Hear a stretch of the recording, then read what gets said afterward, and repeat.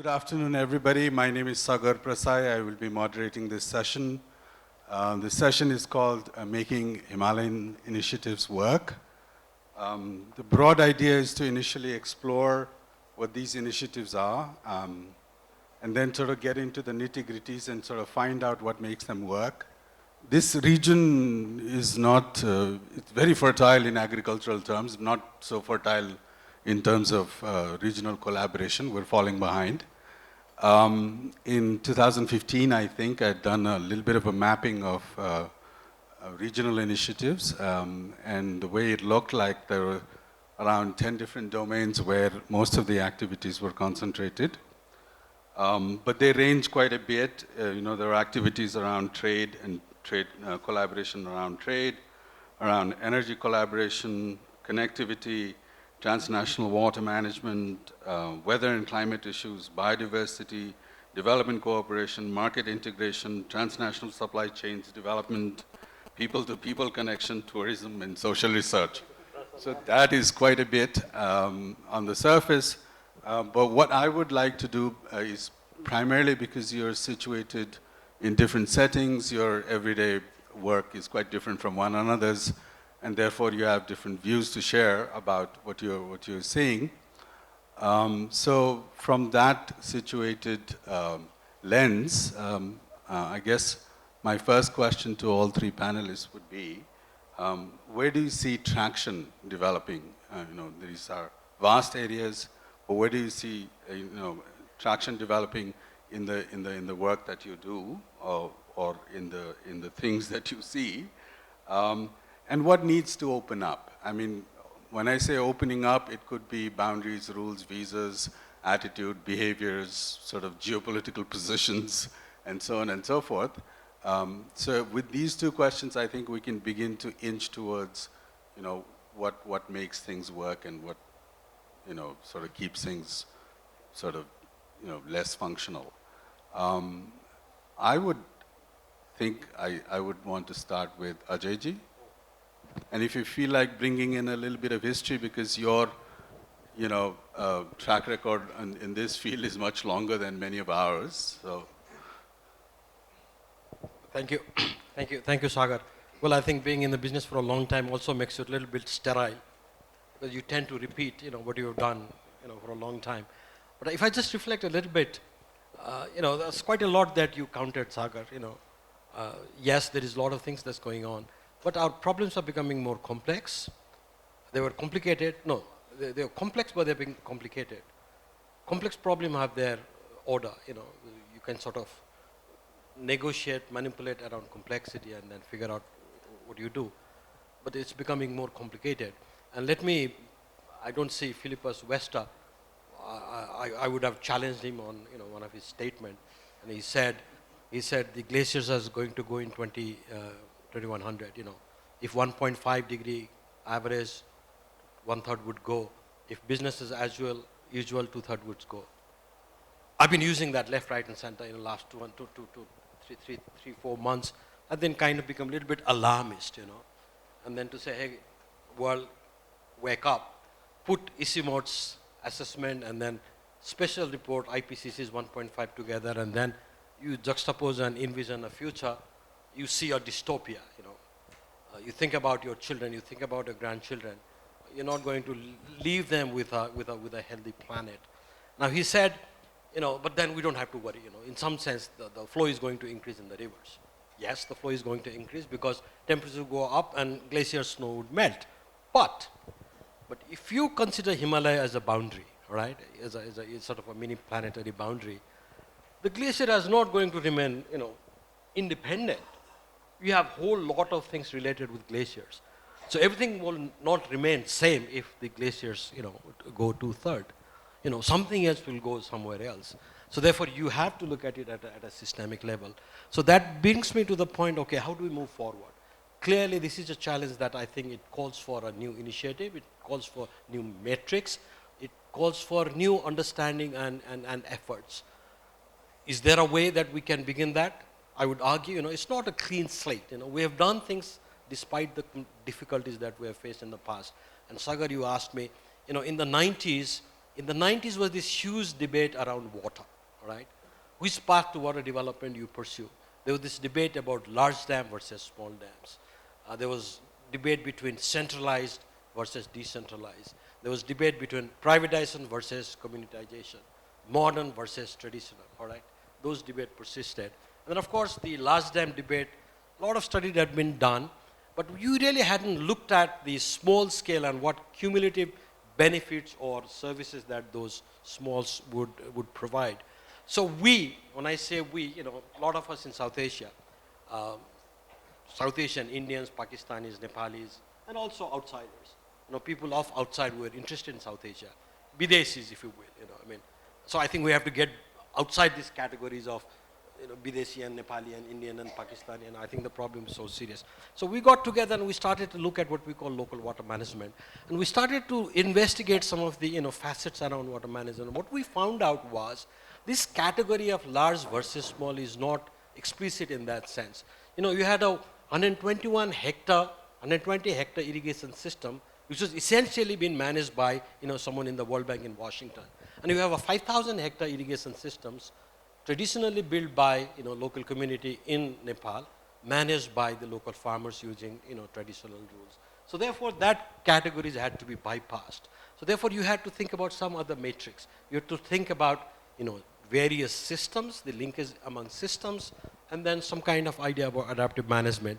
Now, what led to that insight was, you know, people from these different disciplines got together, you know, across geographical boundaries. And then what we had was a kind of a mission, and that mission was to, right, we'll try to find out some solution to this conundrum of large versus small dams. Is there a middle path where we can begin to think about water in a different way? So what then it led what to, it didn't solve the problem of large versus small, the debate is still on, but at least we're able to put into the landscape some understanding, some thoughts, some arguments in the discourse. And then if you see the history over the last 15 years, you find a change. You find a change in terms of, you know, what ISET is doing now, what a lot of actors are doing now. I remember someone talking about diversified livelihood. You know, this is one of the earlier study that we did in 2000, early 2000, where diversified source of income leads to a better adaptive capacity. So therefore, there is a logic for, you know, bringing these sort of these different disciplines across geographical boundary, guided by a particular mission, and have a sustained sort of a process, you know, and let that cooperation grow organically. You can't just bring 15 people together, you know, have a 2 years, get them together, bring some output. No. You have to walk around, you have to be in restaurant, you have to have some, you know, beer, some wine. You have to laugh, you have to fight, you know, you have to be angry with each other. But you have to move together as a team, as a process. So. To actually fostering at least some degree of consensus on what to do itself is an initiative. And somebody has to take that up. I mean, going to Duncan, you get to see this region with somewhat dispassionate eye as a member of the international community. I was curious as to how you would take, you know, what your assessment of the issue has been. Thank you, Sagar. It's a great pleasure to be here today, and I would actually say, I approach it with a lot of passion. I can't feel very dispassionate about the Himalayas and this area of the country. And I think one of the things that I do see, though, is a lot of work around different initiatives, and I think, so you listed quite a few at the start. Some of them get some traction, some of them don't get any traction, and I just wanted to reflect on a couple of things that I've been quite close to recently. So, and they're both sort of like are organised around the BBIN grouping of countries, but they've gone very differently. And I was just trying to figure out what it is that made them sort of like move in very different directions. So, the first one, and the very positive thing, was very, very quietly a whole set of energy trading guidelines and regulations have been issued around energy in the region. And they've very, very quietly been developing in the background. It's probably taken 2.5, 3 years sort of to come to fruition. But they got there because there were quite strong aligned incentives between the 4 countries to make it happen. And because of that, they actually brought quite a wide range of stakeholders into the discussions. And there was quite a lot of backwards and forwards on this. It wasn't a very straightforward process getting to this agreement. You could argue that it's always slightly easier to send electrons rather than people and goods across borders, and it makes it a little easier. I would actually say that that's just been a little bit negative, though, because it was quite difficult bringing these things together, but it was very clear that there were enough people and that there were enough stakeholders, so there were a lot of think tanks involved, the multilaterals were engaged, quite a few bilaterals, as well as the national governments in the region, all started to pull together, and they delivered what was quite a difficult set of things solved to get on the ground. So that was quite positive. I was fairly close to that. And then I'd actually turn to perhaps like the motor vehicles agreement, also within the same group. Now, it's actually 4 years since that agreement was signed, and there's been quite a lot of research work, there's been quite a bit of trials, quite a bit of testing, but it's very difficult to actually point to anything that's concrete in terms of impact at the moment. And I think part of this is that the alignment between the countries is not quite so straight. Countries and different parts of industry get to gain in different amounts and lose in different amounts. So I'd say the political economy is more difficult under the motor vehicles agreement than it is under the energy. And perhaps there was not enough attention to that in the early stages of thinking this through. So it just hasn't delivered in the way there was. And then I'd also say that perhaps just focusing on one subsector within the transport area was perhaps a little bit of a mistake.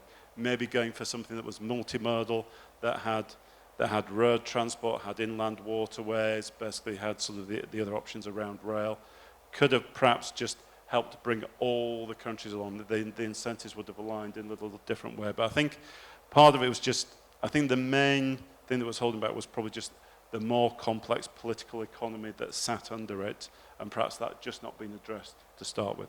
Thank you. Thanks.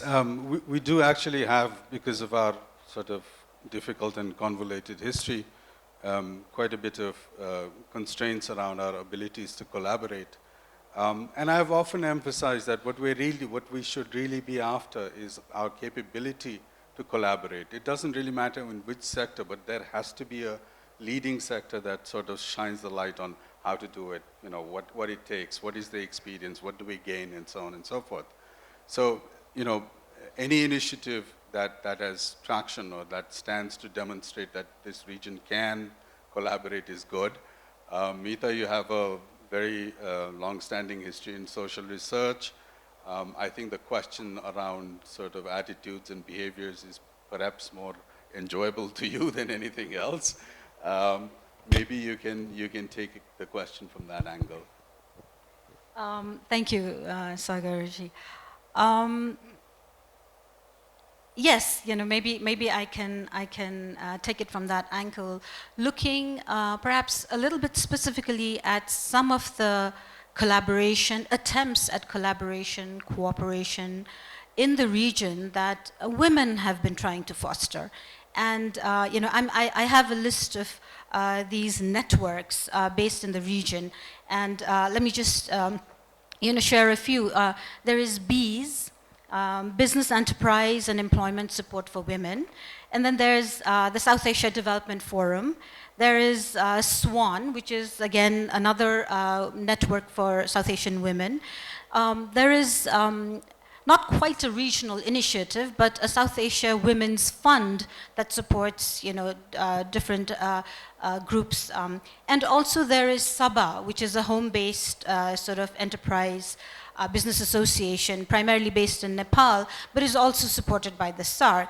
Now, most of these initiatives that I am a little bit familiar with, I would not claim to have much in-depth knowledge, but these associations, these networks, are focusing on women's social, economic, political empowerment. And we are in a region where we all know what the status of women is and how much of a struggle women are facing on a day-to-day basis to get into a platform and to have their voices and to, you know, heard, and to have them being placed in concrete decision-making making positions. Now, women lack power, and at the regional level, when we're looking at collaboration, cooperation, we're still looking at a set of elites who are making these policies, who are trying to, pen down these connectivity sort of issues, who are trying to make all these agreements that are clearly not working a lot of the time for women at different levels.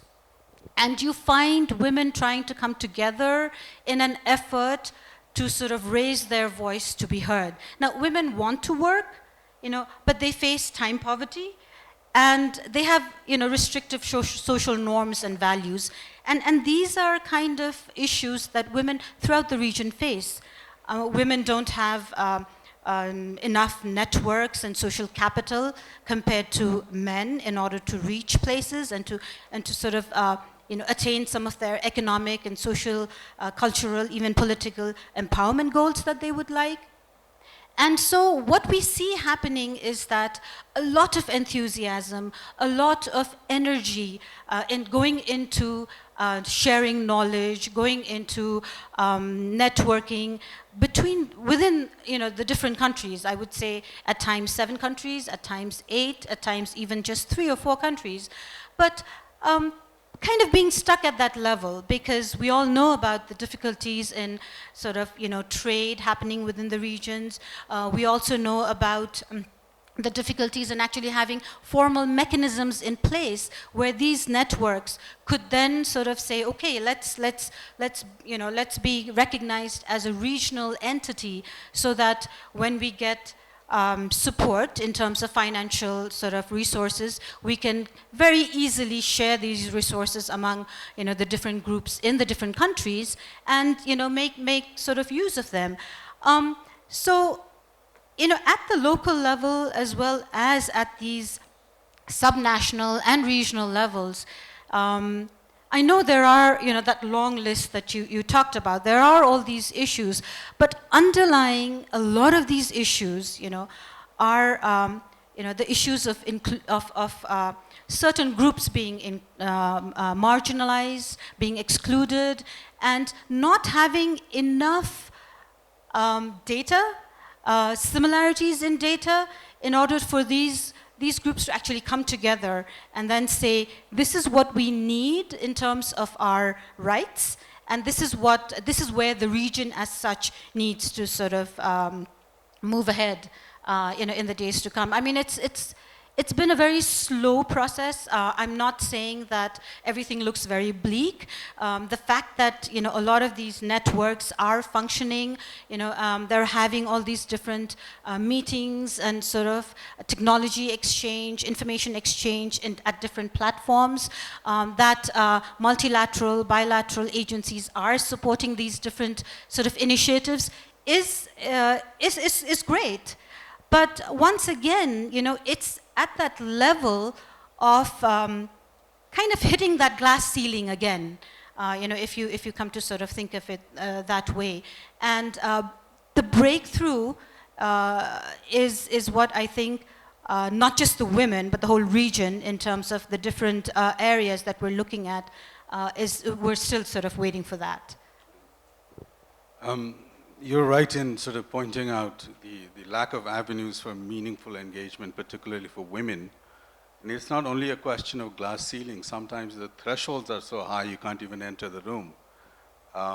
Particularly around these recent conversations around BBIN and BIMSTEC, and earlier on even SARC, it has been very difficult to bring women's voices, women entrepreneurs into the mix. The Asia Foundation had done a study on expanding the benefits of trade to women in the BBIN region, funded very kindly by Australia's Department of Foreign Affairs and Trade. And the key finding was that, among other things, none of these trade procedures have gone through any form of gender audit or, audit of facilities and, accessibility issues and so on and so forth. So we do think of these things as some sort of marquee international sort of agreements, but we don't go into the details of practicality of what it takes to make it more inclusive. And so there is clearly an avenue there developing for most of us to think about and to work on. Ajay, if you permit me, let me ask a little philosophical question here. We talk about knowledge gaps all the time, but is there, in fact, quite a significant epistemological gap here in terms of how we think about these problems in different countries? The South Asians tend to move more in the South Asian sort of conferences and sort of workshops and so on and so forth.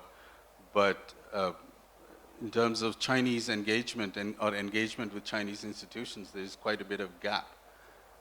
And that might have other implications for at least developing a consensus on what to do first. Would you like to take this question?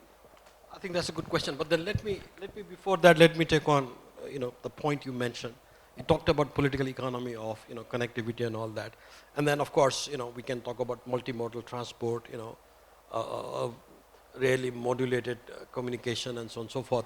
But then let me also take you to the ground reality and, where are we in terms of connectivity?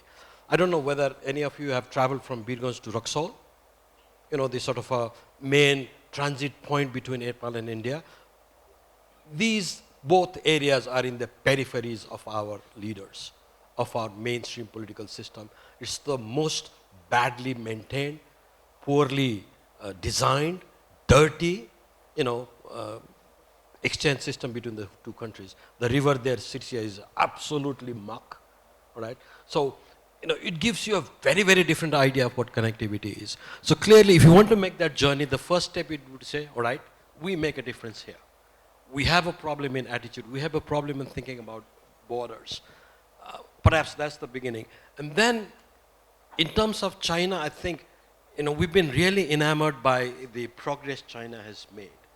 We look at the infrastructure, we look at the high-speed trains, and we look at the viaducts and so on and so forth, and then we say, wow, Chinese have done it, we can also do. Unfortunately, what we have not realized or seen is the kind of investment Chinese have done, the government has done in terms of building that capacity. It just does not come in a day, right? You have to invest in your university. You have to invest in your people. You have to build that capacity. You have to do anything that your people are able to do that. We haven't even started to ask that question. We think Chinese would come here and do everything under the sun. That's not going to happen, all right. Infrastructure could be built. We may be traveling in that good road and all that. Let me also tell you this. In the 70s, the Chinese government helped Nepal build the first trolley bus system, from Tripureshwar to Surjabinayak. Logic would have that, in whatever time, last 40 years, we would have extended that system from, to maybe Banepa and then to the Ring Road and others. No, it just got dismantled and finished. And then if you travel in the Chinese city, Shenzhen or Shanghai and others, you have street lights where you have solar plants, and you also have a small wind turbine going on. That kind of lights the system. Now that doesn't come automatically. That comes with a commitment. That comes with, your system in place. So perhaps, that's where I think we need to begin to, open that space, create that engagement. Also ask some other kind of questions, not just infrastructure. Yes, infrastructure is needed. No, nobody denies with that. But perhaps the underlying capital, underlying capacity that allows us to go from here to there. So. Right. Before I go to Duncan, more kind of a ground to earth rather than philosophical. Right, all right. I don't object to that at all. So coming to you, Duncan, the Asia regional team, your own outfit at DFID, has a number of initiatives planned, and some of them are already underway. What are the types of sort of frustrations or moments of optimism that you get from looking at these initiatives, and where is it that the institutions and the organizations that drive these initiatives need to improve or be more careful about? Okay. Thanks. I'm going to take that in a couple of pieces.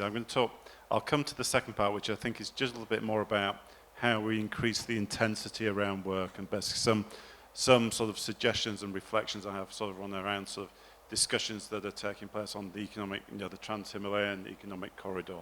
But first of all, I mean, just on your first point, I mean, most days I feel incredibly optimistic. I don't feel that things are not moving forward. I do sometimes get a little bit frustrated at the pace at which things are moving. But I mean, I've been engaged in this area for like 5-6 years now. And I just think where we were 5 or 6 years ago was actually in a much worse place. Things have changed a lot since then. And they've changed a lot because there are a lot of forums, there are a lot more organizations involved. There's a lot more openness between national governments generally within the region as well as to sort of taking forward. And they see it because there are straightforward gains that they all get to. And I think it can sometimes take a little while to work through the broader, almost sort of, just not wanting to accept that things really are win-win. Everybody gets to win when you cooperate. Nobody actually gets to lose overall. So I think I would just take that. I mean, I think when we're thinking now about the next set of work that we're taking forward and how we're going to increase the pace and sort of the Castle region, we're tending very much to focus on economic corridors around the region and very broadly around the whole of Asia. And which ones is it that we should be picking up? Which ones should we be working on? How should we be taking these forward? There was a large piece of work that the World Bank led on, sort of like about 1.5 years ago, which we contributed to, which basically just looked at what's the evidence around economic corridors, what has led to success globally, what have the experiences been in East Asia, South Asia, and Europe, and sort of just bringing all of that together. I mean, it concluded, perhaps not surprised, that the main gains from economic corridors came from agglomeration, sort of urbanization and job creation, and it wasn't so much about the speed of transport or the impact on sort of transport costs.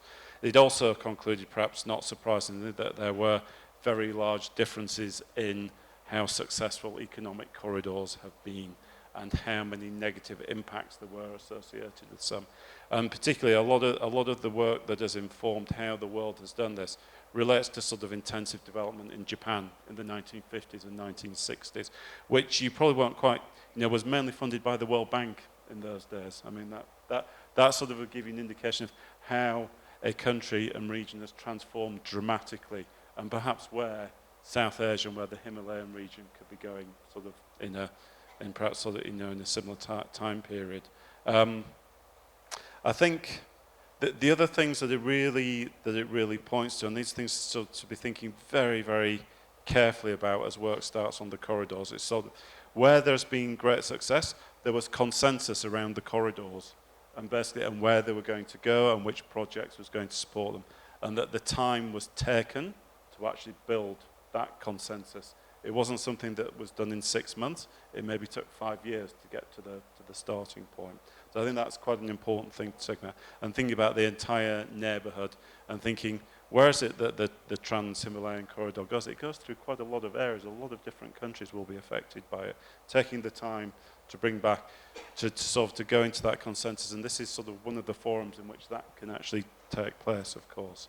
The other just goes to some sort of very, sorry, I have children of teenage years, and I'm always telling them to do their homework, and it really is about the detail of the homework, yeah?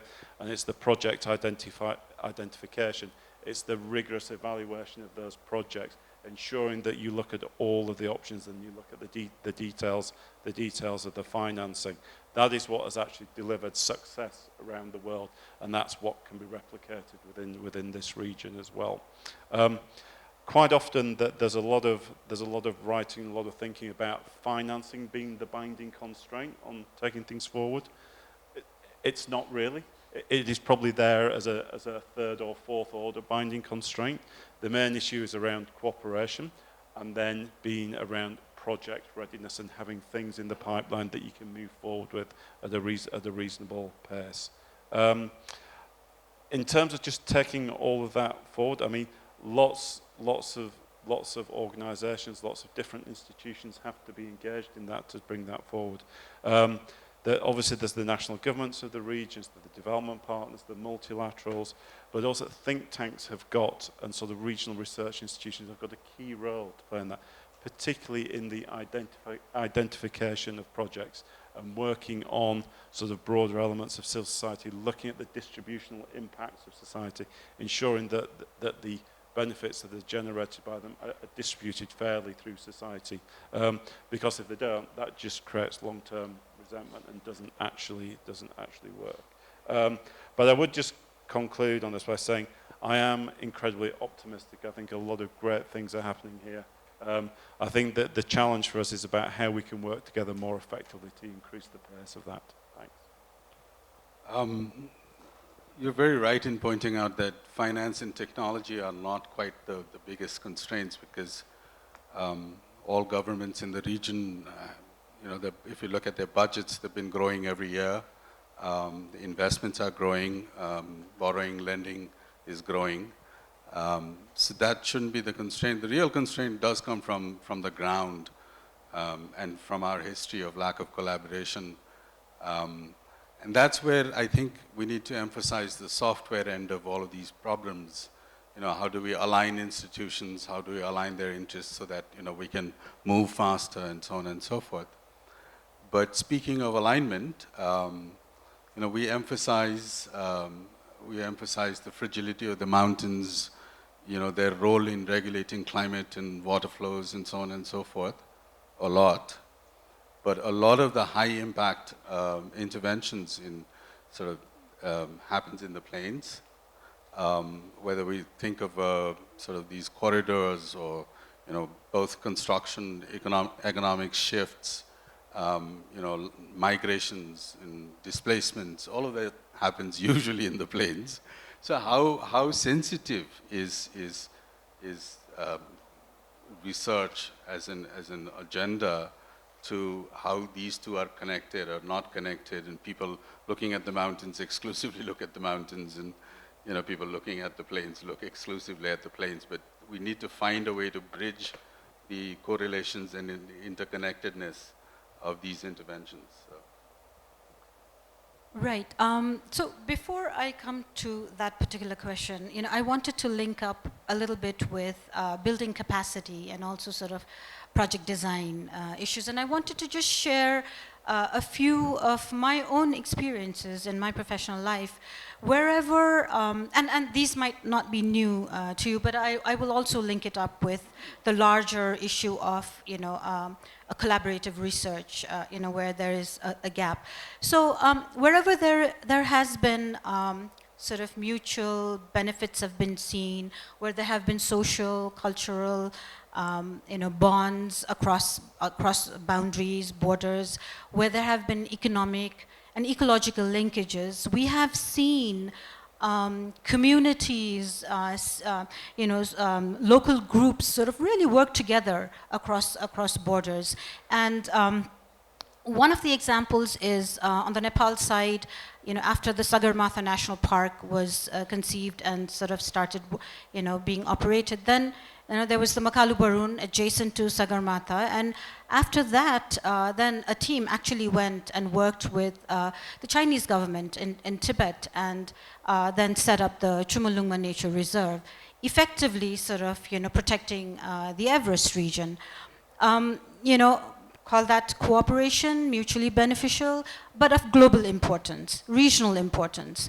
Another example, in the eastern part of Nepal, in the Singalila complex, adjacent to the Kanchenjunga sort of conservation area, groups of user groups and forest officials from across the borders actually worked together in order to restore the biodiversity of the whole Singalila complex. And that was a success at that particular point. Similarly, on another area, when we were working on HIV/AIDS many years ago, beating our heads against only working within Nepal was not helping until we finally had a breakthrough and were able to work both in all three countries, actually, Nepal, Bangladesh, and India, where we were able to look at both source and destination issues. But again, not necessarily in a very formal sort of, where formal mechanisms were in place, but on the ground where, international organizations, local groups were joining hands. So you know, and then there are sort of climate change, DRR sort of programs where, you know, they're trying to institute early warning sort of systems in place, which is partly successful, partly not, you know, because of this whole disconnect between why would people in Tibet be very up and you know, full of energy to, you know, institute a system where there are no benefits to them, where most of the benefits, I mean, an early warning system would actually be downstream, hundreds of miles away, to people they are never going to meet and they don't know. So how do you, you know, then make these connections? So while there are all these successful examples, you know, what sort of pains me is that we're not able to scale that up. And where we have this disjoint in terms of not knowing enough, but not knowing jointly enough, working across borders in order to do jointly collaborative research in order to identify the gaps and in order to identify what are the benefits that people upstream are going to gain if they support people downstream. Not having enough information in a collaborative manner and in a manner that generates trust is something that I think, you know, plagues us. A friend of mine who works, you know, on DRR issues was complaining about how the data is not compatible. You know, you try to get together data from 3 or 4 different countries, the way they collect the data, the different tools, and the technology that is used is not compatible. So if we are dealing with issues that have a regional impact, that are looking at, you know, making strong connections from China to Nepal to Tibet to India to Bangladesh, then there has to be that system where we are systematically looking at and knowing these issues in detail and finding the interlinkages as well as finding what and how you know, communities can be benefited and how to sort of, you know, forge those linkages. And that is, again, where I think the role of think tanks, the role of research institutions need to sort of build on from looking at the evidence and then sort of tying the pieces together.